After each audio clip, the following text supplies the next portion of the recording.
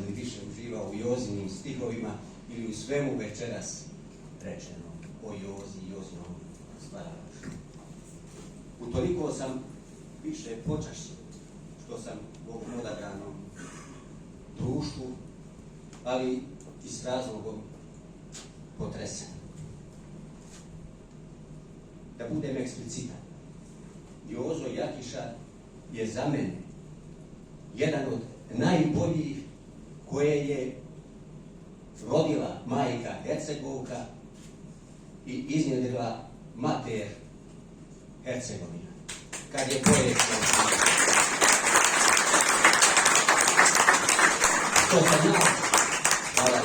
što se nas Čapljinaca tiče,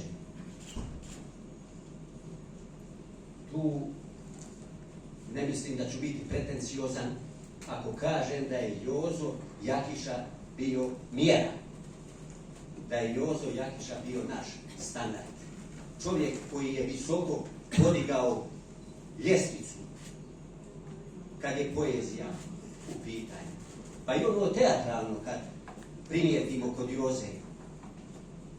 To mene više podsjeća i više bi to opisao kroz onu sjajnu misao koju sam prije više od 30 godina pročitao u Dubrovniku na jednoj zidini, na jednom bronzanom reljefu, da se sloboda mjeri samo slobodom.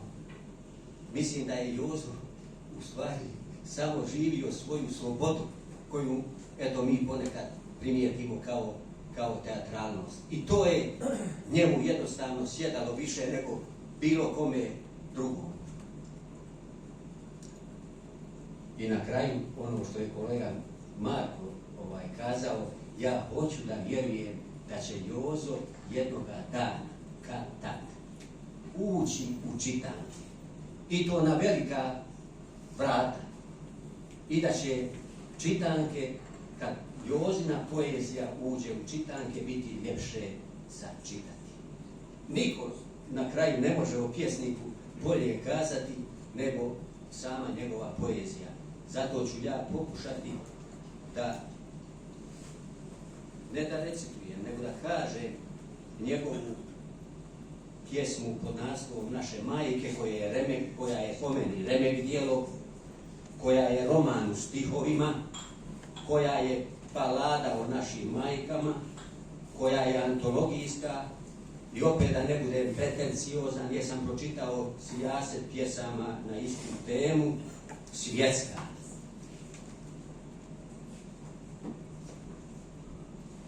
Vele su se protrale, plačeći vodu Slonđevu, s Vrgoračkog vrela, s Radoševa bunara, sa Šoltane, i mlike poderine na ruke prave, i silne granine na sebi iznijele, i svakom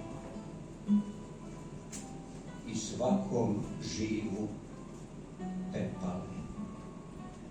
Naše su majke i drijemne kopale i pjevale, zamećale smijeh i ljubav vapile, suzne tvorile i krijuć plakale, prihvaćale žučet i zalud svjetova. Naše su majke bile promučurne stopanice i sumale u zajmi i svekolikoj željadi naprešu spravljaju užinu i pod svoje krilo prikupljaj djecu i uči dobro i molitvi Bogu.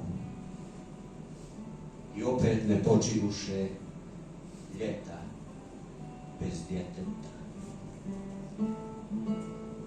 Naše su majke bile više gladne, bez site, s rupcem i krunicom u ruci. Svoje su najrođenije tuđijem krajevima ispraćale. U velikoj žalosti padale ničice i naricali, crno oblačili, u crno preslačili. I tako do smrti. Nikad ne zaboravi naše majke. Hvala najviše.